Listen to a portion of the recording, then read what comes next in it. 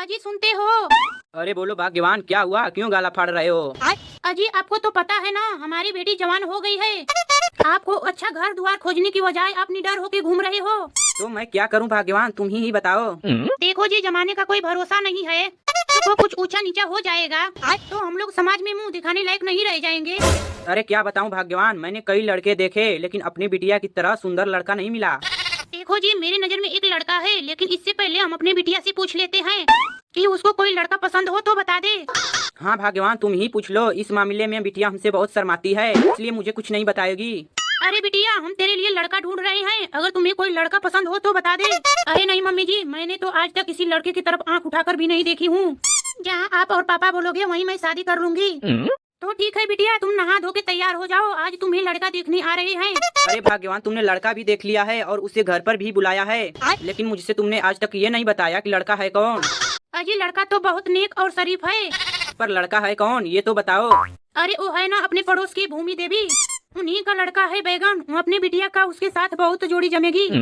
लेकिन वो तो भैंस जैसा काला और अपनी बिटिया है गोरी, फिर ये ब्लैक और व्हाइट की जोड़ी कैसे जमेगी?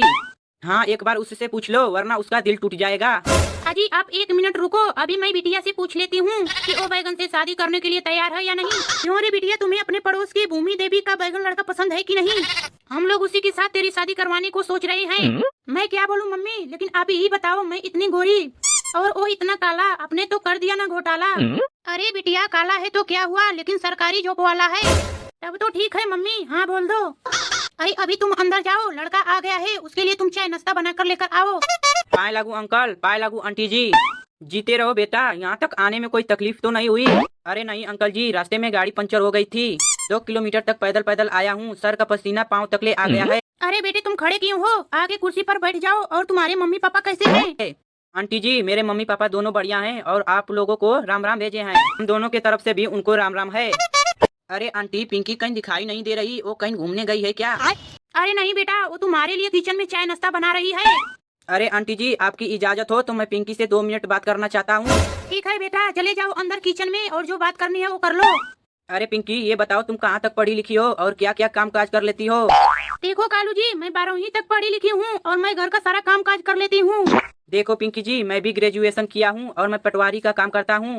अब तो मेरी तरफ से रिश्ता पक्का है। ठीक है, मेरी तरफ से भी रिश्ता पक्का है। अगर मैं कभी बीमार पड़ जाऊँ तो तुम्हें घर का सारा काम काज करना पड़ेगा। तो ठीक है, अगर कभी बीमार पड़ जाओगी तो खाना बनाना और कपड़ा धोना, बर्तन मांजना सारा काम कर दूंगा, लेकिन जल्दी बीमार मत पड़ना। बहू, अरे ओ बहू। हाँ जी, अभी तो रात के 4 बज रहे हैं और इतना जोर जोर से गला क्यों फाड़ रही हो? अरे बहू, मैं गला नहीं फाड़ रही, मैं तो बस इतना बोल रही हूँ कि उठ जाओ और चाय बना लो, मैं पानी लेने जा रही हूँ। क्यों माँ जी, हम लोग रोज 7 बजे उठते हैं और आज कहीं जल्द उठाकर घुमाने ले जाने का इरादा है क्या? अरे हाँ बहू, तुम चाय बनाने के बाद फटाफट खाना बना लो, आज हम लोग अपने खेतों पर घूमने जाएंगे। कैसी बात करती हो माँ जी, अपने खेत कहीं घूमने की जगह है क्या? साफ साफ बोलो, कहना क्या चाहती हो? अरे शिमला, मैं तुम्हें बताता हूँ आखिर बात क्या है। हाँ जी, आप बताओ ना, आज आपकी मम्मी पागल हो गई हैं क्या, जो 4 बजे ही उठा रही हैं मुझे?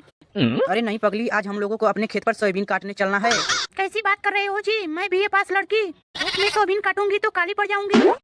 अरे बहू, बीए पास हो या अनपढ़, समय समय पर खाना मिलता रहे, इसके लिए इंसान को काम तो करना पड़ता है। देखो माँ जी, आप दोनों माँ बेटे मिलकर मुझे कितना भी बहलाओ फुसलाओ और मैं आपकी बातों में आने वाली नहीं हूँ और सोयाबीन तो बिल्कुल नहीं काटूंगी। अरे बहू, तुम्हें तो पता है ना, हम किसान हैं और हमारा गुजर खेती से ही होता है। अगर खेती में काम नहीं करेगी तो क्या कुत्ते की टट्टी खाएगी क्या? अरे मैं क्यों खाऊं कुत्ते की टट्टी, तुम ही खा लो ना। और हाँ, मर्यादा में रह के बात करो वरना मार के मुंह तोड़ दूंगी। अरे शिमला, तुम्हें माँ से इस तरह बात करते हुए शर्म नहीं आती? मुझे शर्म क्यों आएगी, आप तो यही चाहते हो ना, चाहे वो जो भी बोलती रहे और मैं बहरी बन के सुनती रहूं और कान खोल के सुन लूं। ऐसा कभी नहीं होगा, ईंट का जवाब पत्थर से देना आता है मुझे। देख, तुम्हें अगर हम लोगों के साथ रहना है तो खेती के साथ साथ जो हम बोलेंगे वही करना पड़ेगा, वरना मार मार के तेरी सारी हड्डियां तोड़ देंगे।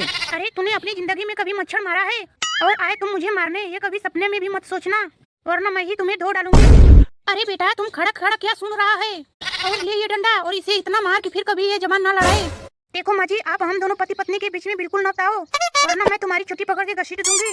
अरे पागल लड़की, तुम मुझसे बदतमीजी मत कर और मैं भी तेरा मुंह नोच लूंगी और मैं भी तुम्हें चाय में जहर मिलाकर पिला दूंगी। राम राम सत्य कर दूंगी, ना रहेगी बांस ना बाजेगी बांसुरी।